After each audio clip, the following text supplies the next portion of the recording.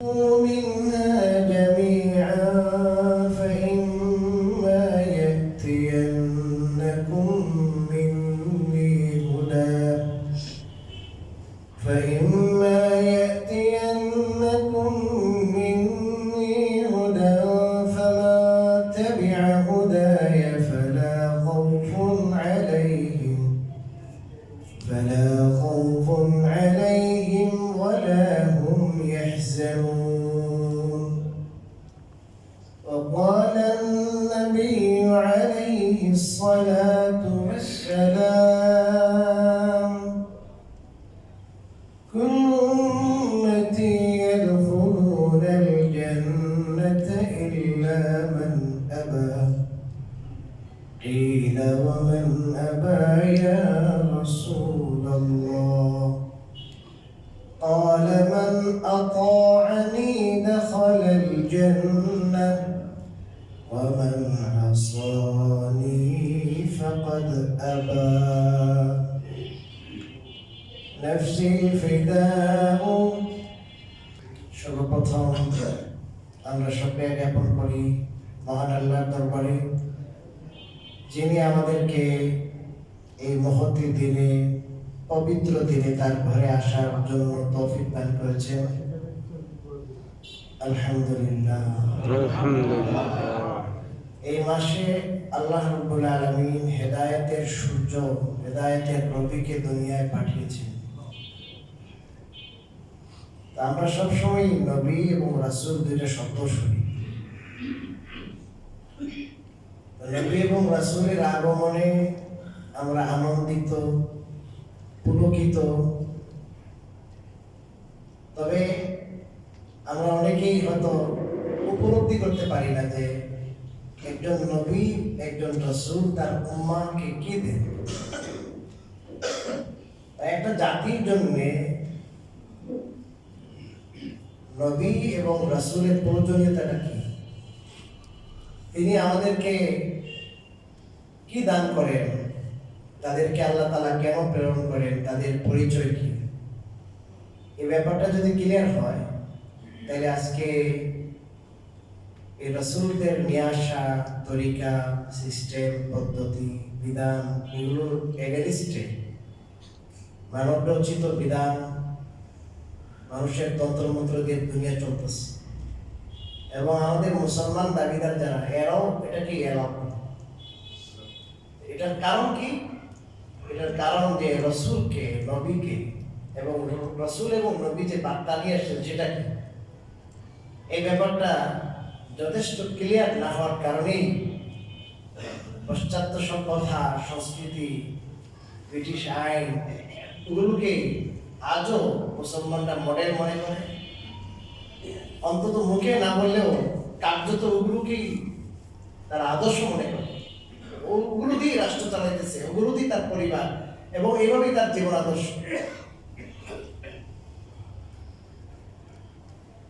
আল্লাহ রাব্বুল আলামিন যখন আদম আলাইহিস সালামকে সৃষ্টি করলেন এবং তার থেকেই আল্লাহ রাব্বুল আলামিন তার স্ত্রী হযরত হাওয়া আলাইহিস সালামকে সৃষ্টি করলেন। তো তারা দীর্ঘদিন পর্যন্ত জান্নাতে ছিলেন। আল্লাহ রাব্বুল আলামিন মনস্থ করলেন যে তাদেরকে তো আমি সৃষ্টি করেছিলাম দুনিয়ায় খলিফা হিসাবে, প্রতিনিধি হিসাবে, তাহলে তো তাদের জায়গা প্রথম থেকেই জান্নাত না, জান্নাতে আবার ব্যাক করবে। এই জন্য আল্লাহ রাব্বুল আলামিন তাদেরকে একটি বিশেষ সময়ে, একটা বিশেষ ঘটনাকে কেন্দ্র করে আল্লাহ তাআলা দুনিয়ায় পাঠিয়ে দেন। অনেকে মনে করে আদম আলাইহিস সালাম গুনাহ করেছেন, নাউযুবিল্লাহ, গুমদুম খায়া পাপ করেছেন, পাপের প্রায়শ্চিত্ত হিসাবে তাকে জান্নাত থেকে গেট আউট করে দেওয়া হয়েছে। বিষয়টা এমন না। আরে আল্লাহ তাআলা তো তাকে এই দুনিয়ার খলিফা হিসেবেই পাঠিয়েছেন। তাকে সৃষ্টি করার আগে তো মাশওয়ারা করতেছেন ফেরেশতাদের সাথে, আমি ইন্নী জাইলুন ফিল আরদি খলিফা। তাকে তো আল্লাহ পৃথিবীতে পাঠাবেন, এই জন্যই সৃষ্টি করেছেন। এবং আল্লাহর সোহবতে থাকবে, আল্লাহর সান্নিধ্যে থাকবে, জান্নাতে থাকবে। এখান থেকে এই দুনিয়ায় কি কেচাল দুনিয়ায় কি ফিতনা দুনিয়ায়, কি ঝামেলা দুনিয়ায়। এই দুনিয়া আসবে তো আল্লাহ একটা সিস্টেম করবেন যে ঠিক আছে, অনেকগুলো হিকমত, এর মধ্যে একটা হিকমত এটাও যে ওই বলেই দিবে, বলে যাবে, শয়তানের প্ররোচনা দিবে, আল্লাহর হুকুমের কথা মনে থাকবে না। ফানাসিয়া, আল্লাহ বলেন ফানাসিয়া, আদম ভুলে গেছে, আল্লাহ নিজেই বলেছেন ফালাম নাজিদ লাহু আজমা, তার মনের মধ্যে কোনো আজম পাই নাই। এই কাজ যে আল্লাহ হুকুমটা মনে আছে, এবং মনে আছে, মনে থাকা সত্ত্বেও ইচ্ছাকৃতভাবে আল্লাহর হুকুমকে অবজ্ঞা করা, আল্লাহর হুকুমকে আপনার ফেরানো, হুকুমকে না মানা, ওটা গুনাহ। ওরকম না, আল্লাহ বলেন ফানাসিয়া, উনি ভুলে গেছে শয়তানের প্ররোচনার কারণে, এটা পাপ মিশে গেছে ভাই। এখন তো আল্লাহ বলেন ঠিক আছে, আমি তো বলছিলাম এটা না খেতে, খেলা কেন যাতে। তাহলে আপনাদেরকে একটা উদাহরণ দিলে সহজেই বুঝবেন বিষয়টা। আপনার ছেলে স্কুলে যেতে চায় না, মাদ্রাসা যেতে চায় না, আবদ্ধ। এখন সে খুব চকলেট খেতে পছন্দ করে, ভালো চকলেট আছে ওটা খেতে পছন্দ, এইটা ছাড়াও পায় না। কারণ আপনি জানেন সে চকলেট না খেয়ে থাকবে, আর আপনি এমন জায়গায় রাখছেন যে সব খেতে পারবে, দিকে খেতে পারবে। এটা খাইলে কিন্তু তোমার মাদ্রাসায় যাওয়া লাগবে, স্কুলে যাওয়া লাগবে। এখন সে পরে খেয়ে বলে হ্যাঁ এখন তো তুমি খেয়েছো, এখন তো নিজেই বুঝে যে আমি তো খেয়েছি, আমি যাওয়া লাগবে। তাহলে দাদা ভালো ইসলামকে যদি আল্লাহ বলতেন তুমি যাও, অবশ্যই যেতেন, কিন্তু সেই যাওয়াটা একরকম ছিল। আর এখন যে যাচ্ছেন উনি, এখন তো বলছে আল্লাহ আমি জুলুম করছি, আল্লাহ আমি অন্যায় করছি, অপরাধ করছি, এটা বলতেছে। এগুলো আসলে কোরআন আমরা অনেকেই বুঝি, অনেকেই পাঠ করি, সরাসরি বোঝার চেষ্টা করি। অনেক ভাইদের সাথে কথা হয়, যে কথাবার্তা ধাঁচটা এমন যে অনেক মহাপণ্ডিত, সব বুঝে। এই কোরআনেই আল্লাহ বললেন যে আসা আদম রাব্বাহু ফাগাওয়া, উনি আদম তার রবের কথা অমান্য করছেন, এক জায়গায় বলতেছে। আরেক জায়গায় আল্লাহ নিজে বলছেন নাসিয়া, আদম নিজে ভুলে গেছেন। এগুলো একটার সাথে একটা সামঞ্জস্য কি অর্থ হবে এটা? কোরআন আল্লাহ তাআলা শিখিয়েছেন রাসূলকে, রাসূল মাধ্যমে অনেক সময় ছিলেন জিবরিল, আবার কিছু আল্লাহ ডাইরেক্টও শিখিয়েছেন। তারপরে তিনি সাহাবাদেরকে এইভাবে যে শেখানোর মাধ্যম, এটা ছাড়া যদি হয় তো সেই জ্ঞানটা নিরেট হয় না, খাঁটি হয় না, এটার মধ্যে ভুল থাকে, বেজাল থাকে, বিভ্রান্তি থাকে, গোমরাহি থাকে। মেধার জোরে অনেক মোতালা, অনেক অধ্যয়ন করে সে মনে করে আমি অনেক কম নাচব, আমি এই গ্রামকে মনে করে নবীগণ নিষ্পাপ না, নবীগণ পাঠ করছে। যাক, আমি এই সাবজেক্টে গেলে কথা অনেক দূরে চলে যাবে।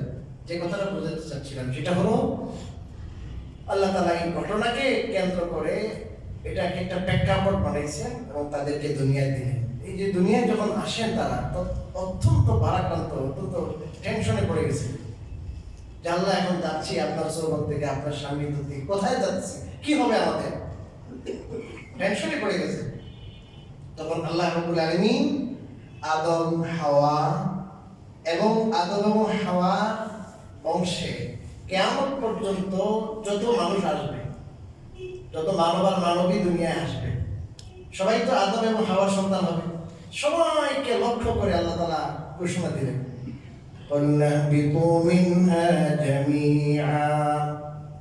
আল্লাহ বলেন আমি বললাম তোমরা সকলে নেমে যাও পৃথিবীতে, জান্নাত থেকে পৃথিবীতে নেমে যাও, জান্নাত উপরে। তাহলে এখন নেমে গেলে তো অনেক টেনশন, ভয়, শঙ্কা, আবার আসবো কিনা, কেমনে আসবো আবার। আল্লাহ বলেন ফাইম্মা ইয়াতিয়ান্নাকুম মিন্নি হুদা, তোমাদের কাছে যদি আমার পক্ষ থেকে কোনো আলোকবর্তিকা আসে, হেদায়েত আসে, পথ নির্দেশ আসে, ফামান তাবিআ হুদায়া ফালা খাউফুন আলাইহিম ওয়ালা হুম ইয়াহজানুন, তো এই পথ নির্দেশ আসার পরে, গাইডলাইন আসার পরে সেটাকে যারা ফলো করবে এদের কোনো শঙ্কা নাই, এরা দুঃখিত হবে না, এরা দুনিয়ায় কি রেখে আসো এরাও চিন্তা করবে না, এরা আবার জান্নাতে আসতে পারবে, এদের কোনো ভয় নাই, এদের কোনো ভয় নাই, শঙ্কা নাই। আবার যেই বাড়ি থেকে যাচ্ছে জান্নাতের বাড়ি, সেই আসল বাড়িতে আবার ব্যাক করতে কোনো চিন্তা নেই। এই যে আল্লাহ বললেন যদি তোমাদের কাছে হেদায়েত আসে, হেদায়েতের দ্বারা উদ্দেশ্য আসমানি কিতাব এবং রাসূল। যুগে যুগে আল্লাহ রাব্বুল আলামিন আসমানি কিতাব পাঠাবেন, আর আসমানি কিতাব বুঝাই দেওয়ার জন্য, প্র্যাকটিক্যালি শিখিয়ে দেওয়ার জন্য, হাতে কলমে শিখিয়ে দেওয়ার জন্য আল্লাহ রাব্বুল আলামিন হেদায়েতের বাহক হিসাবে আল্লাহ তাআলা পাঠাবেন রাসূল। এই রাসূলকে যারা ফলো করবে এবং রাসূলের সাথে যে হেদায়েত আসবে, যে আসমানি গাইডলাইন আসবে, পয়গাম আসবে, কিতাব আসবে, ওইটাকে যারা ফলো করবে এরা কি হবে? নিঃসংকোচে, নির্ভয়ে, নির্বিঘ্নে আবার জান্নাতে যেতে পারবে, আসল বাড়িতে যেতে পারবে। বুঝাই দিলেন যে তোমাদের টেনশনের কারণ নেই, চিন্তার কারণ নেই, ভয়ের কারণ নাই।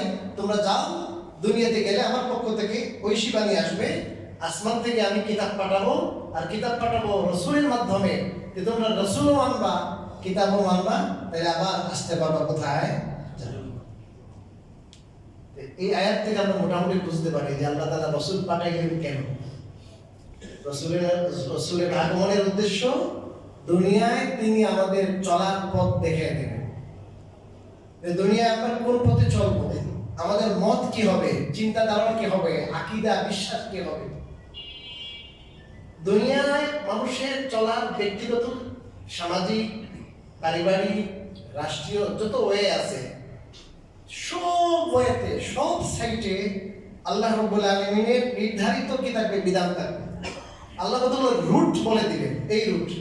যেমন আপনারা যারা অনেকে জানবেন যে বিমান চলে না, বিমান আন্দোলন চলে না, ওখানে কিন্তু রুট করা আছে। রুট, সে আবুধাবি যাবে, ওই রুটে যাচ্ছে, কিন্তু সে রুট ডাক দেওয়া আছে, ওটা দেখবে সে ওই রুটে না গেলে বিভ্রান্ত হবে সে। তো ওইরকম আল্লাহ রাব্বুল আলামিন মানুষের জন্য, মানুষের হেদায়েতের জন্য, মানুষের কল্যাণের জন্য, মানুষ যেন বিভ্রান্ত না হয়, মানুষ যেন পথভ্রষ্ট না হয়, এই জন্য মানুষের জন্য আল্লাহ তাআলা আসমান থেকেই এই দুনিয়ার চলার যত পথ আছে সব পথের মধ্যে আল্লাহ তাআলা দেখাই দিয়েছেন যে দেখো এটা সোজা পথ, এটা হক, এটা বাতিল, এটা আঁকাবাঁকা, এটা তোমরা কি করবে না, ওগুলো ফলো করবে না। আল্লাহ নাযিল করে বলেন ওয়ান্না হাযা সিরাতী মুস্তাকিমান ফাত্তাবিউহু, নিশ্চয় এটা হলো সিরাতে মুস্তাকিম। আমি যে পথ দেখাইলাম ওইটাই সোজা পথ, ওইটা তোমাদের জান্নাতে নিয়ে যাবে। ওয়ালা তাত্তাবিউস সুবুল, আর এদিক ওদিক আরো অনেক ওয়ে আছে, অনেক পথ আছে, ওই পথে তোমরা যাইও না, গেলে তোমরা গোমরাহ হবে, পথভ্রষ্ট। তো যেই আল্লাহ আপনাকে আমাকে সৃষ্টি করেছেন, যেই আল্লাহ আপনাকে আমাকে খাবারের উপকরণ, বেঁচে থাকার উপকরণ সৃষ্টি করেছেন, যেই আল্লাহ পানি খেয়ে আমরা বেঁচে থাকি, যেই আল্লাহ অক্সিজেনে বেঁচে আছি, যেই আল্লাহর জমিনে বেঁচে আছি, যেই আল্লাহর দেয়া ফলমূল এই সবগুলো খেয়ে বেঁচে আছি, ওই আল্লাহ আমাদের চিরস্থায়ী শান্তি, নাজাত, কল্যাণ, এগুলোর জন্য আল্লাহ তাআলা আসমান থেকে কি পাঠাইছেন? কিতাব পাঠাইছেন এবং রাসূল পাঠাইছেন। এটা মহা গ্রন্থ আল কোরআন, এবং এর আগে অন্যান্য গ্রন্থগুলো ছিল। এইটা না শুধু তারাবি পড়বেন আপনি, শুধু কি তারাবি পড়বেন, খতম পড়াবেন, আব্বা আম্মা মারা গেছেন, খতম হুজুর দোয়া করে খতম কি পড়ছি, বিলকুল এটার জন্য না ভাই। এটা করেন আপনি, এটা বরকতের জিনিস, অসুবিধা নাই, আল্লাহ মাফ করবেন, সওয়াবের জিনিস। কিন্তু এটা মূলত আসছে কি? কিতাবুন আনজালনাহু ইলাইকা মুবারাকুল লিয়াদাব্বারু আয়াতিহি ওয়া লিয়াতাযাক্কারা উলুল আলবাব। হে নবীজি, আমি এই কোরআন নাযিল করেছি বরকতময়, আপনার উপরে কোরআন নাযিল করেছি, এই বরকতময় কিতাব নাযিল করেছি, যাতে করে আপনার উম্মাহ যেন এই আয়াতগুলোর মাঝে, কোরআনের মধ্যে তারা গবেষণা করে, ফিকির করে যে আমি কি বললাম, কোন পথের রাহনুমাই, আমি পথ নির্দেশ করলাম কোনটা, কিভাবে তাদের চলতে হবে, আমার নিদর্শনগুলো, আমার একত্ববাদের নিদর্শনগুলো আমি বয়ান করেছি। আমার হুকুম মানলে নাজাত, আমার হুকুম পরিত্যাগ করলে দুনিয়া এবং আখিরাতে ধ্বংস অনিবার্য, এগুলো আমি কোটি কোটি খুলে করে সব বয়ান করেছি, যেন তারা এগুলো গবেষণা করে, চিন্তা করে, মনোযোগের সাথে তারা এগুলো পড়ে, অর্থ বুঝে অনুধাবন করে, এবং অনুধাবন করার পরে শেষ না। এটা ইলমি সায়েন্স না যে আপনি একটা পিএইচডি করছেন, পিএইচডি সম্পর্ক কোনো মানুষের কিসের সাথে, আত্মার সাথে না। পিএইচডি সম্পর্ক বাস এটা সে একটা গবেষণা করলো, ওই গবেষণাটা পত্রস্থ করলো, বাস সে পিএইচডি হয়ে গেছে। এটার সাথে আমলের সাথে না। আর কোরআন এটা শুধু গবেষণার জিনিসটা, গবেষণা করার পরে আল্লাহ বলেন ওয়ালিয়াতাযাক্কারা উলুল আলবাব, যে জিনিসটা সে গবেষণা করলো, ভাবনা করলো, চিন্তা করলো, মাথা খাটাইলো, ওটা যেন সে আমলে নিয়ে আসে, সেই উপদেশ যেটা পাইল উপদেশটা যেন গ্রহণ করে। কি করে বলে? গ্রহণ, অ্যাকসেপ্ট করে। দেখুন আল্লাহ রাব্বুল আলামিন আমাদের দুনিয়ায় বেঁচে থাকার উপায় উপকরণ হিসাবে যেমন আমাদেরকে সবকিছু সৃষ্টি করেছেন, এভাবে আমরা চিরস্থায়ী যেন জান্নাতে যেতে পারি, তার সন্তুষ্টি আমরা লাভ করতে পারি, এই জন্য আল্লাহ তাআলা এটা আমাদের উপর ছেড়ে দেয় নাই যে তোমরাই একটা আবিষ্কার করে নিও। এই জন্য ধর্ম এটা খোদার দান, ধর্ম আল্লাহর পক্ষ থেকে আসে। কারণ মানুষের জ্ঞান, মানুষকে যে আল্লাহ জ্ঞান দিয়েছেন, আকল দিয়েছেন, সেই আকল মানুষের শান্তি, মুক্তির পথ, নাজাতের পথ, এটা সিলেক্ট করতে, এটা গ্রহণ করতে মানুষের আকল এনাফ না, যথেষ্ট না, সে অক্ষম। মানুষ অন্তত যদি পারতো তাহলে দুনিয়াতে কোনো ধর্মের মধ্যে কোনো দ্বন্দ্ব থাকতো না। আজকে বড় বড় ডাক্তার, ইঞ্জিনিয়ার, বড় বড় বৈজ্ঞানিক, এরা মূর্তি পূজা করতো না। মূর্তি পূজা, যে মূর্তিটা সৃষ্টি হওয়ার জন্য আরেকজনের মতাজ, মুখাপেক্ষী, ওই মূর্তির সামনে আরাধনা করতেছে একজন বড় ডাক্তার, বড় ইঞ্জিনিয়ার। তার জ্ঞানটা কোথায় আপনি চিন্তা করেন? যে মূর্তিটা মাটিতে বানাইলো, এটাতে কুত্তা পেশাব করলেও কিছু বলতে পারবে না। ওই মূর্তির সামনে সে কি করতেছে? আরাধনা করতেছে, ওটা পূজা করতেছে। একজন ডাক্তার, একজন ইঞ্জিনিয়ার। মানুষের আকল যদি মানুষের হেদায়েতের জন্য এনাফ হইতো, কোনো হিন্দু কোনোদিন মূর্তি কি করতো না, বলে না, পূজা করতো না। বলতেছে যে ঈসা আলাইহিস সালাম আল্লাহর পুত্র, মরিয়ম আল্লাহকে বউ, নাউযুবিল্লাহ। আবার মহান আল্লাহ বউ, ছেলে, এগুলো কাদের দরকার? যে অভাব, যার কি আছে, অভাব আছে, যার মুখাপেক্ষিতা আছে। আর আল্লাহ সামাদ, আল্লাহ কারোর প্রতি কিনা মুখাপেক্ষী না। তো মানুষের জন্য বউ না থাকা, মানুষের সন্তান না হওয়া, এটা মানুষের দুর্বলতা। আর যিনি আল্লাহ ওয়াহদাহু লা শারীকা লাহু, যার কোনো শরীক নাই, অমুখাপেক্ষী, তার জন্য বউ হওয়া এটা তার দুর্বলতা, তার জন্য সন্তান হওয়া এটা তার দুর্বলতা, যে উনি মুখাপেক্ষী। দুনিয়ার মেজরিটি মানুষ আজকে খ্রিস্টবাদে বিশ্বাসী, অথচ এই জিনিস মানুষের জ্ঞানের উল্টা জিনিস। আলহামদুলিল্লাহ বুকে হাত দিয়ে বলতে পারি আমরা তো দাওয়াতের কাজ করি। তো আমাদের যে জামাতগুলো যায়, আমরা বাংলাদেশের ম্যাক্সিমাম গির্জা গিয়েছি, বড় বড় আপনার ওদের জ্ঞানীরা, ওদের সাথে কথা বলেছি, বিশ্বাস করে 5 মিনিট আমাদের সাথে কথা টিকতে পারে না। এত বড় জ্ঞানী তারা, এত বড় জ্ঞানী, কিন্তু এমন ধর্ম নিয়ে তারা বসে আছে। আমি কোনো ধর্মকে অবজ্ঞা করার উদ্দেশ্য না, বোঝানোর উদ্দেশ্য এটা যে দেখেন যে হেদায়েতের জন্য মানুষের জ্ঞান যথেষ্ট না। আল্লাহ রাব্বুল আলামিন মানুষের জ্ঞান দিয়েছেন, জ্ঞান একটা আলো, আবার সেই সাথে আল্লাহ তাআলা ওয়াহির আরেকটা আলো দিয়েছেন। দুইটা আলো যখন অ্যাডজাস্ট হবে, যেমন কারেন্টের দুইটা কি আছে না, পজিটিভ নেগেটিভ আছে না, ওইরকম দুইটা যখন একত্র হবে, যেমন আপনি এখন দেখছেন আপনার চোখ খোলা, আপনার চোখে পাওয়ার আছে, কিন্তু যদি সূর্য না থাকে, লাইট না থাকে, কৃত্রিম আলো না থাকে, আপনি দেখবেন রাত্রে আপনার চোখ যদি ভালো হোক দেখবেন না। আবার লাইট আছে কিন্তু আপনার চোখের কি নাই, পাওয়ার নাই, তাও দেখবেন না। কোরআন আছে, হেদায়েত আছে, কিন্তু এই সমস্ত লোক, এদের অন্তরের চক্ষু বন্ধ হয়ে গেছে। আবু জাহাল হেদায়েত পায় নাই। আল্লাহ বলেন এদের অন্তরের চক্ষু কি হয়েছে বলেন, বন্ধ হয়ে গেছে। অন্তরের চক্ষু দিয়ে দেখে না কোনটা গুমরাহি, কোনটা হক, কোনটা বাতিল, বোঝার কোনো মানার মতো কি নাই, যোগ্যতা আসতেছে। দুইটা চক্ষু লাগবে, দুইটা আলো লাগবে। একটা আলো হলো জ্ঞানের আলো, আকলের আলো, আরেকটা আলো হলো ওয়াহির আলো। কিসের আলো বলে? ওয়াহি। আল্লাহ রাব্বুল আলামিন যুগে যুগে মানুষের হেদায়েতের জন্য, মানুষের কল্যাণের জন্য, মানুষকে সমস্ত বিভ্রান্তি থেকে, মানুষকে যত পথভ্রষ্টতা আছে এগুলো থেকে বাঁচানোর জন্য আল্লাহ রাব্বুল আলামিন যে আসমানি সিস্টেম আল্লাহ তাআলা চালু করেছেন, ওই সিস্টেমের নাম নবুয়ত, ওই সিস্টেমের নাম রাসালত। আর ওই সিস্টেম যারা নিয়ে আসেন, আল্লাহর বার্তা যারা নিয়ে আসেন, এই আলো যারা নিয়ে আসেন, আলোর বাহক যারা, এদেরকে বলা হয় নবী, এদেরকে বলা হয় রাসূল। আপনারা বুঝতে পারছেন এতক্ষণ আলোচনা, নবী কাকে বলে, রাসূল কাকে বলে?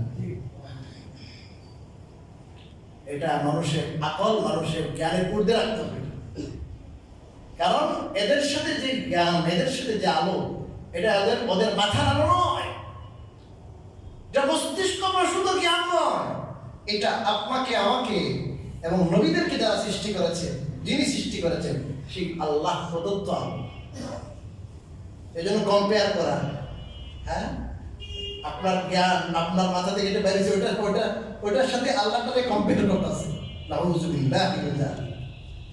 আর এখানে কম্পেয়ার চলে না। আপনার মাথায় কি ধরে? এই বাংলাদেশের আইন 16 বার সংশোধন হয়েছে, এরপর আবার কি লাগবে? সংস্কার। কি লাগবে? সংস্কার লাগবে। একদিকে বাঁধে, আরেকদিকে বাঁধ ছুটে যায়, ওইদিকে বাঁধলে হয় না, ওইদিকে সমস্যা হইতেছে। এটা বোঝা গেল মানুষের আকল পরিপূর্ণ নয়, মানুষের জ্ঞান পরিপূর্ণ নয়। মানুষকে আল্লাহ যে জ্ঞান দিয়েছেন সেই জ্ঞানটা ওহীর আলোর মুহতাজ। ওহীর আলো কি? মুহতাজ। কিন্তু আজকে সেই ওহীর আলোর জন্য আলো নিতে রাজি নাই।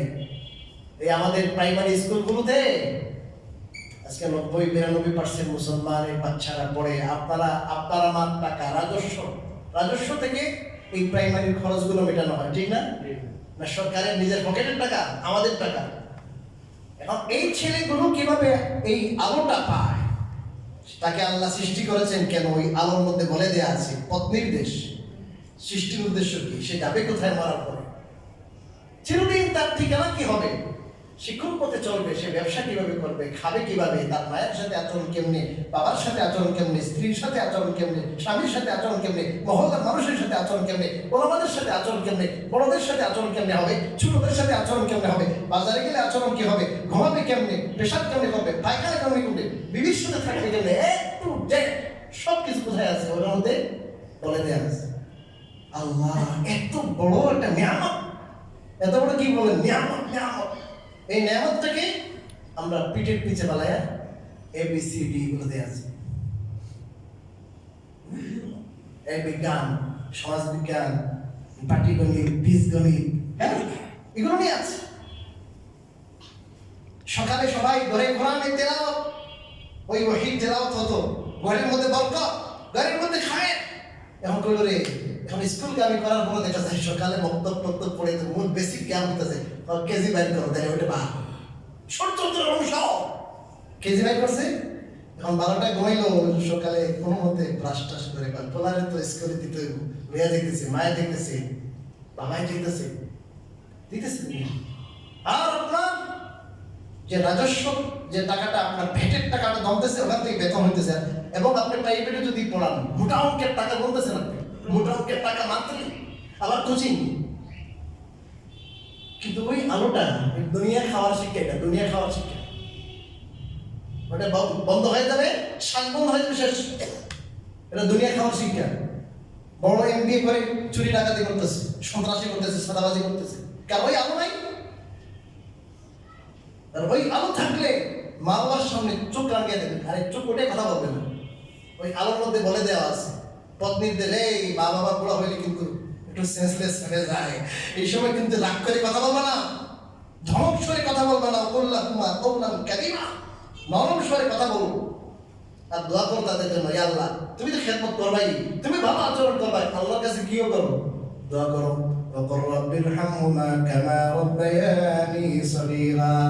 দোয়া শিখিয়ে দিতেছে। আর আমার কাছেও দোয়া করো যে আল্লাহ আমার একটু ছোটবেলা যেমন তারা কি করেছে, লালন পালন করেছে, আল্লাহ এই দোয়ার মধ্যে শিখিয়ে দিতেছে ছোট কালের কথা। এখন যে দেখতে তুমি সেই সাইবাই বেড়া, এত তোমার আপনার দেহ, তুমি খুব বড় মনে দিচ্ছে, তোমাকে যেমন ছোটবেলা লালন পালন করেছে, পেশাব পায়খানা করে ভরাই দিছো, ওই কথা মনে করাই দিছে। আল্লাহ আমাকে ছোটবেলা যেমন তারা অত্যন্ত দুঃখ কষ্টে আমাকে লালন পালন করেছে, আল্লাহ এখন তাদের খেদমতের দরকার। আল্লাহ তাদেরকে আপনি ওরকমই কি করেন, আমারে যেমন দয়া করেছে, আমাকে যখন লালন পালন করেছে, মায়া মহব্বত করে, আল্লাহ তাদের প্রতিও দয়া করেন, তাদেরকে মায়া মহব্বত করেন। আল্লাহ দোয়াও শিখেছে। মা বাবারে মাগো, হ্যাঁ, একসাথে এক মায়ে দুটারে খতম করে দিচ্ছে। আল্লাহ বাবা নবীর সাথে বেয়াদবি করছে। আল্লাহ উনি বলছেন এই ভালো হবে না, বলে আমাদের সাথে বেয়াদবির পরিণতি ভালো হয় না। আল্লাহ বলেছেন যে আমার ওলিদের সাথে, ওলামাদের সাথে দুশমনি করবা, তুমি আমার সাথে যুদ্ধ ঘোষণা করবে। হাদিসে কুদসির মধ্যে আছে। এক মাকে কি যায় না, এক মাঘে শীত যায় না। ভালো কথা মনে করছে, হঠাৎ করে মনে পড়ে গেছে আল্লামা জুনাইদ বাবুল নবীর, ওনার কাছে আমি 7টা কিতাব পড়েছি। অসাধারণ একজন মুহাদ্দিস ছিলেন, অসাধারণ। টাকার কাছে বিক্রি হয় নাই। আপনারা দেখেছেন ওই হাসপাতালে আমি গেছিলাম ওখানে, ওনাকে উনি যখন মরণাপন্ন অবস্থায় আমি গেছি, কিছু আমি উমরা থেকে আসছিলাম খেজুর নিয়ে, কিছু জমজমের পানি। এখন তো অনেক মানুষ আসতেছে, কি নিয়ে আসতেছে, কেমনে কি, হয়তো কিছু হইতে পারে। বলছেন, আমাকে বলছে কিচ্ছু এলাও না, রেখে দেন, রেখে দেন। উনি যখন ওনাকে আমি বললাম আস্তে আস্তে কথা যে হুজুর আমি নিয়ে আসছি জমজম খেজুর, উনি নিয়ে আসেন, নিয়ে আসেন, আমি খাবো, এখন খাবো আমি।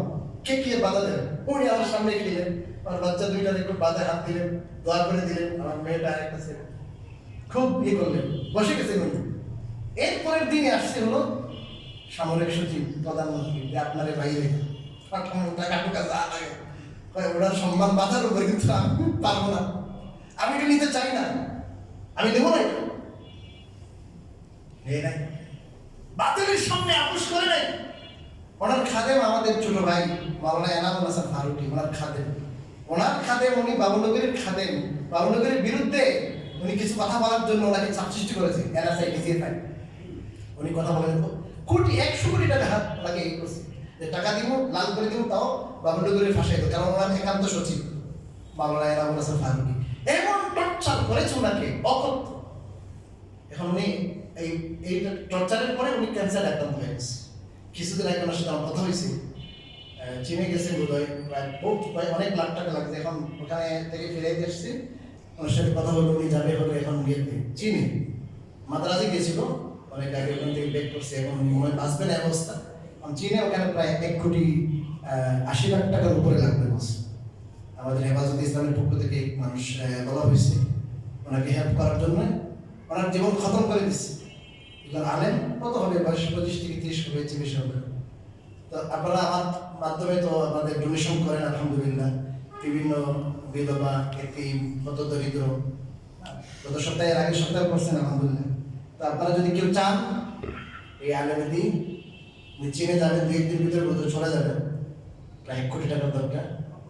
ওনাকে সরকার হকের উপর ইস্তেকামত থাকার কারণে বাতিলটা ব্যবহার করতো, এই জন্যে চেষ্টা করেছে, কিন্তু উনি হকের উপর থাকার কারণে নির্যাতন করে ওনাকে এইভাবে মৃত্যুর দিকে ঠেলে দিয়েছে। আপনারা যদি কেউ চান হেল্প করতে পারেন। উনি বাড়িদার মাদ্রাসায় আছে, এখন অসুস্থ হলে ওনাকে নিয়ে আসতে পারেন। আমাদেরকে তো অনেক বাবুনিকে অনেক মহব্বত করতেন, দেখতেন, আমি বলেই আসতো, কিন্তু উনি এই অবস্থায় নাই, লাঠি দিয়ে বলতে চলতেছে, দেখলাম ছোট্ট বিয়ে হয়ে গেছে। বা দেখবেন একটা চার দিলে দেখবেন মাওলানা এনামুল হাসান ফারুকী, এতে বিভিন্ন জাতীয় দৈনিকেও আসছে, টেলিভিশনেও আসছে। যাই হোক, বলছিলাম যে কথাটা, যে খুবই গুরুত্বপূর্ণ যে কথাটা আসছে, যে আল্লাহ রাব্বুল আলামিন আমাদের জন্য যে ওহীর আলো পাঠিয়েছে, যে ওহীর আলো, গুরুত্বপূর্ণ আলো, এটার জন্য আজকে আমাদের কোনো জ্ঞান জ্ঞান নাই। আমরা শুধু করতেছি কি, আমাদের বীজগণিত, পাটিগণিত, এটা ওইটা, এটার জন্য আমরা কি করতেছি, পয়সা খরচ করতেছি, এটার জন্য আমাদের সর্বস্ব বিলীন করে দিচ্ছি। কিন্তু এই যে ওহীটা শেখানো হবে, এই আলোটা শেখানো হবে, এই যে আপনার বাবুরকে রহমতুল্লাহ আলাইহি বদ্ধ লাগলো, এবং লাগার পরে ওই যে তার এনএসআই, তার স্বামী স্ত্রী দুইজনেই মেরে ফেলছে, তো জ্ঞানী একটা মহিলা। কিন্তু আজকে আমাদের মধ্যে ওই জ্ঞানটা যদি থাকতো, স্কুল পড়ো, কলেজ পড়ো, ডক্টর হোক, কোনো সমস্যা নাই, তো মূল জ্ঞানটা, বেসিক জ্ঞান যদি দিয়ে থাকতো, ওই রসুল যেটা নিয়ে আসছেন যদি থাকতো, তাহলে এটা করতে পারতো। এই জন্য আমরা বলে আসছি বহুদিন থেকে যে ধর্মীয় শিক্ষাটা, বেসিক শিক্ষা স্কুলে কলেজে বাধ্যতামূলক করা হবে, কিন্তু আমাদেরটা অ্যাভয়েড করা গেছে। এখন কি এই একটা আসছে ধর্মদ্রোহী উপদেশটা, আমরা প্রথম থেকে না করে আসতেছি, ওটাকেই একটা ষড়যন্ত্রের অংশ হিসেবে নেওয়া হয়েছিল। এখন 60,000 গানের শিক্ষক নিয়োগ দেওয়া হবে, এটা প্রজ্ঞাপন বোধহয় জারি হয়ে গেছে। আমরা বলতে চাই, এই দেশের মানুষ 92% মুসলমানদের টাকা, রাজস্বের টাকা, ট্যাক্সের টাকা, সেই রাজস্ব থেকে আপনাদেরকে কে পাওয়ার দিছে? এটা এই যে হারাম জিনিস, গান 4 বছরে হারাম, কোরআন হাদিসের দৃষ্টিতে হারাম, এই গান শিক্ষা দেওয়ার জন্য আপনার ফকিরের টাকা দিয়ে শিখাবেন? এটা কি কোনো ইউরোপ নাকি? এটা আমরা এতদিন যাবত বলে আসতেছি যে এই মুসলমান 92% মুসলমানদের টাকা দিয়ে দেশ চলে, তাদেরকে বেসিক দ্বীনের শিক্ষা দেন। দুই একটা বই আছে, কিন্তু বইয়ের শিক্ষক নাই। আপনি শিক্ষক নিয়ে দেন, এটা নিয়ে না দিয়ে এমন কোন প্রয়োজন পড়ছে এদেরকে গান শিক্ষা দিতে হবে? এই ইন্টারনেট কোথায় নিয়ে যেতেছে আমাদেরকে? খুব বুঝ সমাজ হিসেবে তো জানি না, ক্লিয়ার কাট কথা। আমরা বাংলাদেশে বেঁচে থাকতে এই সিদ্ধান্ত পাশ হইতে বাস্তবায়ন হইতে দেব না ইনশাআল্লাহ। 60,000 গানের শিক্ষক, কত বড় কথা, কত বড় স্পর্ধা এদের। জাতিসংঘের কি নিয়ে আসে এখানে, মানবাধিকারের সংস্থা নিয়ে আসে ঢাকায়, কোনো মশলা নাই, কোনো পরামর্শ নাই। তোমাদেরকে কি এই অথরিটি দিয়েছি কেন? কোনো পরামর্শ নেই। এই পুতুলের মাথায় কাঁঠাল পাঙ্গে খাওয়া হইতেছে। এই যে ষড়যন্ত্রের অংশ, আপনি নির্বাচন, সুষ্ঠু নির্বাচন দিবেন, চলে যাবেন। দেশের মানুষের মেন্টেন নিয়ে যারা আসবে, দেশের মানুষের মানসিকতা কি, দেশের মানুষের মানসিকতা কি, এরা কি চায়, ওই জিনিসটা ওইটা ফিল করবে, ফিল করে ওইটা পাস করবে। এবং ইতিমধ্যে বৃহত্তর দলটা বলে দিয়েছে যে আমরা কোরআন সুন্নাহর বিরোধী কোনো আইন পাস করবো না, কিছু করবো না। এটা সবাই বলে, বাস্তবায়ন করতে হবে, শরীয়ত আইনে বিশ্বাস করতে হবে। শরীয়ত আইনটাকে যতটুকু পারেন, আপনি যতটুকু পারেন বাস্তবায়ন করেন। কোরআন কারীমে পরিষ্কার সূরা লোকমানের মধ্যে পরিষ্কার আছে, গানের নিষেধাজ্ঞার কথা সূরা লোকমানে আছে পরিষ্কার। এই জন্য ভাই আমাদের কান খোলা রাখতে হবে, কান খোলা রাখতে হবে। এই রবিউল আউয়াল মাসে, এই পবিত্র মাসে আমরা এটা বলতে চাই, এই পবিত্র মাসে আল্লাহ রাব্বুল আলামিন আলোক প্রতীকে পাঠিয়েছেন, হেদায়েতের আলো আর সূর্য পাঠিয়েছেন। তার আদর্শ, তার নিয়ে আসা যে আপনার ঐশীবাণী যা নিয়ে আসছেন, সেটা শিক্ষা দেওয়ার জন্য একটা স্কুল তৈরি করেন। আপনি আজকে অনেকে বলছে, আমি নাম বলতেছি না, যে এখন তো প্রাইমারিতে কি নাই, শিক্ষার্থী পাওয়া যাচ্ছে না। আপনারা কি করেন নিয়ে? প্রাইমারিতে শিক্ষার্থী পাওয়া যাবে কেন? প্রাইমারিতে আপনার শিক্ষার্থীর খোরাক দেন, তাহলে আসবে। নুরানি কিন্ডার গার্ডেন ওগুলো নিয়ে যেতেছে কেন? তো নুরানি কিন্ডার গার্ডেনে আমরা তো 5 পর্যন্ত, আমাদের 5-এর স্কুলের 5-এর যে শিশু, যে ছেলে, যে মেয়ে, যে লেভেলের ইংরেজি, যে লেভেলের বাংলা জানে, যে লেভেলের সমাজ জানে, আপনার এর চেয়ে ভালো আলহামদুলিল্লাহ আমাদের কিন্ডার গার্ডেনের ছেলেরা এগুলো জানে, সেই সাথে তারা দিনের শিক্ষাও জানে। এদের হাতের লেখা আপনি দেখবেন, এদের হাতের লেখা, এদের আদব কায়দা, এটা তো অনেক কিছু। ভালো ইংরেজি জানে। আমার মাদ্রাসার ছাত্রদের ইংরেজিতে বক্তৃতা দিতে পারে, অনেক বড় বক্তৃতা দিতে পারে ইংরেজিতে। আর লেখা, একটা লেখা কত সুন্দর। আর ওদের আপনার এসএসসি পাস করে হিসাব টেঙ্গের মতো লেখা, এগুলো নাই তো, লেখাপড়া শেষ তো মোবাইল, নেশা, গাঁজা, ইয়াবাড়িগুলো। পরিবেশ ঠিক করেন স্কুলে, ধর্মীয় অনুশাসন আসবে, ছেলেদের মধ্যে আল্লাহর ভীতি আসবে, আখিরাতমুখী হবে, এরা ভালো মানুষ হবে, কিন্তু ভালো মানুষ হবে। ধর্মীয় শিক্ষা এটা শুধু আল্লাহ পাওয়ার জন্য, শুধু জান্নাতের জন্য না, দুনিয়ায় সুশৃঙ্খলার জন্য, শান্তির জন্য, শান্তিতে বসবাসের জন্য, সম্প্রীতির সাথে বসবাসের জন্য এটা দরকার। তখন একটা মানুষ তার আল্লাহর আইনের উপর থাকে, তার আখিরাত তার মাথায় থাকে, সে জুলুম করবে না, সে অন্যায় করবে না, সে অপরাধ করবে না। এই অপরাধ বোধটুকু তার থাকবে। এই জন্য ভাই ইসলামের বিরুদ্ধে, দেশের বিরুদ্ধে অনেক ষড়যন্ত্র আসতেছে, অনেক ষড়যন্ত্র আসতেছে। এই জন্য এই ষড়যন্ত্রের মোকাবেলা করতে হবে, আমাদেরকে দোয়া করতে হবে, মোকাবেলা করতে হবে, সজাগ থাকতে হবে। যাক, আমি ওদিকে চলে গেছি, আমার মূল কথায় আবার ফিরে আসি।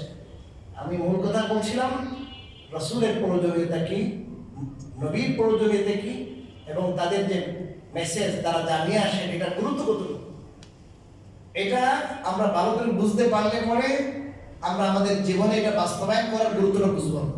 আমরা তো সারা মাস শুধু আলোচনা করবো কোরআন হাদিসের আলোচনা। এই কোরআন হাদিসের আলোচনা থেকে হয়, এই কোরআন হাদিস কি জিনিস, এটা প্রয়োজনীয়তা কি, কোরআন হাদিস যিনি নিয়ে আসছে তার গুরুত্বটা কি, এই বেসিক জিনিসগুলো যদি বুঝতে না পারি, শুধু এই কানে শুনবো, এখান থেকে এই জন্য ভাই আমরা মনে প্রাণে এই কথাটা এখন থেকে মনে প্রাণে আগের থেকে বিশ্বাস করি, এখন থেকে আরো বেশি এটাকে একবারে আত্মস্থ করে ফেলবো যে অন্য কোনো পথ পন্থায় কোনো সুখ শান্তি নেই। সুখ শান্তি ইজ্জত কামিয়াবি আল্লাহ রেখেছেন আল্লাহ তাআলার বাতানো পথে। আল্লাহ তাআলার যে পথ বাতাইছেন কোরআনের মাধ্যমে, হাদিসের মাধ্যমে, কোরআনের মাধ্যমে, রাসূলের মাধ্যমে, এই পথ ছাড়া ভিন্ন পথে গেলে এটি বিভ্রান্তি, এটা পথভ্রষ্টতা, এটা আমাদেরকে গোমরাহ করবে, এটা আমাদেরকে জাহান্নামে নিয়ে যাবে। এটাতে না দুনিয়ায় সফলতা আছে, না আখিরাতের সফলতা আছে। এই কথাটা আমাদেরকে একবারে বিশ্বাস করতে হবে। যখন অন্তরের মধ্যে বসবে তখন আমাদের জীবনে চেঞ্জ আসবে। আল্লাহ 10 বছর 20 বছর শুধু মুসল্লি থাকবে, ওয়াজ শুনবে, কিন্তু পরিবারও চেঞ্জ হবে, কিছু চেঞ্জ হবে না, মানুষগুলো চেঞ্জ হবে। আর দলে যাওয়ার পরে শেষ, দলের সব কিছু মানলাম, দোস্তর করে প্রস্তুতি তার দিন থেকে মানুষ দলকে বড় মনে করে, বাস্তব কিনা বলে, দিন ধর্ম থেকে মানুষকে দলের যে স্বার্থটাকে বড় মনে করে। অথচ দিন ধর্ম আসছে এটা তার নিজের হেফাজতের জন্য, নিজের কল্যাণের জন্য, দেশের কল্যাণের জন্য, দশের কল্যাণের জন্য, পুরো দুনিয়ার কল্যাণের জন্য আসছে। আল্লাহ তাআলা যে আল্লাহ সৃষ্টি করেছে তিনি এটা দিয়েছেন। আমি বারবার বলেছি আলা আলাহুল খালকু ওয়াল আমর, আল্লাহ কোরআনে ঘোষণা করেছেন যিনি সৃষ্টি করেছেন বিধান দেওয়ার অধিকার তার, কেবল তার। যেহেতু সৃষ্টি তিনি করেছেন, আমরা আমাদেরকে ব্রিটিশে সৃষ্টি করে নাই, ব্রিটিশের আইন আমরা মানব? আমাদের সৃষ্টি করেছেন যিনি, বিধানও দিয়েছেন তিনি। ওই বিধানগুলোকে মনে প্রাণে যদি বিশ্বাস করেন আপনি মুমিন মুসলমান, আর মনের মধ্যে খুঁতখুঁতি থাকে, আপনি কপাল কালো করে ফেললেও আল্লাহর কসম মুসলমান না। মনের মধ্যে যদি খুঁতখুঁতি থাকে, বিন্দু পরিমাণ সন্দেহ থাকে, সংশয় থাকে, আপনি কালো করে ফেললেও, প্রতি বছর হজ করলেও আপনি মুসলমান না। এত সহজে সস্তা নাই না, এত সস্তা পরিষ্কার। রাসূলুল্লাহ সাল্লাল্লাহু আলাইহি ওয়াসাল্লাম আল্লাহর পক্ষ থেকে যা কিছু নিয়ে আসছেন সব কিছুকে নির্দ্বিধায় মেনে নেওয়ার নাম ঈমান। কি বলে? নির্দ্বিধায়, কোনো দ্বিধা নাই। এই সংজ্ঞা যদি আপনি বুঝেন ঈমানের এবং রাসূলের যে প্রয়োজনীয়তা, রাসূলের দরকার, এটা যদি বুঝেন, আপনি দেখেন আজকে আমাদের সমাজের মধ্যে কত মানুষ যারা মুসলমান, সামাজিকভাবে মুসলমান, কিন্তু তারা আসলে আদতে আল্লাহর কাছে মুসলমান কিনা। এই জন্য ভাই কথা লম্বা করতেছে না, একটা হয়ে গেছে। এই মাসে আমরা চেষ্টা করি রাসূলুল্লাহ সাল্লাল্লাহু আলাইহি ওয়াসাল্লামের নিয়ে আসা সেই দিনের গুরুত্বটা উপলব্ধি করা। এটা উপলব্ধি করলে পরে আমরা রাসূলের মাকাম আর তার শান আর মান বুঝতে পারবো, যে যার মাধ্যমে আমরা সৃষ্টির রহস্যটা বুঝতে পারলাম, যার মাধ্যমে আমরা আল্লাহ চিনতে পারলাম, যার মাধ্যমে কবরে কি হবে, কবরে কেমনে বাঁচবো, হাসরের মধ্যে কেমনে আমরা বাঁচবো, আর আমাদের পুলসিরাতে কি হবে, পুলসিরাতে কিভাবে আমরা নাজাত পাবো, পুলসিরাতের বীজটা কিভাবে পাড়ি দিব, আর কিভাবে জাহান্নাম থেকে মুক্তি পাইয়া জান্নাত লাভ করবো, যিনি এই সবগুলা বোঝানোর জন্য নিজের জান প্রাণ দিয়ে চেষ্টা করেছেন, প্রাণ চেষ্টা করেছেন, পুরো জীবন দিয়ে দিয়েছেন, উনি কোরবান করেছেন। তাহলে তিনি আমাদের হেদায়েতের জন্য যে চেষ্টা মেহনত করেছেন, আমাদের পক্ষ থেকেও তো তিনি কিছু পাওনা আছে। আমরা আল্লাহ রাসূলের পাওনাটা কতটুকু পে করতেছি, কতটুকু পরিশোধ করতেছি, রাসূলের সাথে আমাদের সম্পর্কটা কতটুকু, আমাদের আত্মার সম্পর্ক রাসূলের সাথে আছে, রাসূলের কি কি অধিকার আছে, এগুলো নিয়ে আমরা আস্তে আস্তে স্টেপ বাই স্টেপ আমরা আলোচনা করবো ইনশাআল্লাহ, যাতে করে একটা উপলব্ধি আসে আমাদের যে রাসূলের আদর্শ কোথায়, আমরা কোথায়, ডিসটেন্স কতটুকু। তো আস্তে আস্তে যদি আমরা আলোচনা করি, আমাদের মধ্যে একটা অনুষ্ঠান আসবে, অনুভূতি আসবে, আস্তে আস্তে আমরা চেঞ্জ হবো। আমি এটা চাই যে আমার কথার দ্বারা কেউ আপনার আঘাত দেওয়ার উদ্দেশ্য না, কাউকে না, কোনো দলের ব্যক্তিকে না। আলহামদুলিল্লাহ আমরা কাফেরদেরকেও দাওয়াত দিই, তাদেরকে রেসপেক্ট করি যে আল্লাহ সৃষ্টি করে, আল্লাহ কি বলে সৃষ্টি হিসেবে তাদেরকে দাওয়াত দিই, আমরা তাদেরকেও দাওয়াত দিই, নিজের পয়সা খরচ করে যাওয়া আসা করে দাওয়াত দিই তাদেরকেও। তো কারোর প্রতি আমাদের ঘৃণা নেই, প্রত্যেকের প্রতি আমাদের সম্মান আছে। তবে আমরা কথা যদি বলি, কোনো কেউ যদি কষ্ট পায় থাকে, মাফ করবেন, কথা বলি দিনের সাথে, যে আমরা শুধু কথা বললাম আপনারা শুনলেন, এটুকু এনাফ না ভাই, যথেষ্ট না। আমাদের জীবনটাকে চেঞ্জ করতে হবে, যা শুনি ওই অনুযায়ী আমাদের আমল করতে হবে। আল্লাহ রাব্বুল আলামিন আমাদেরকে এই কথা বলে আমল করার তৌফিক দান।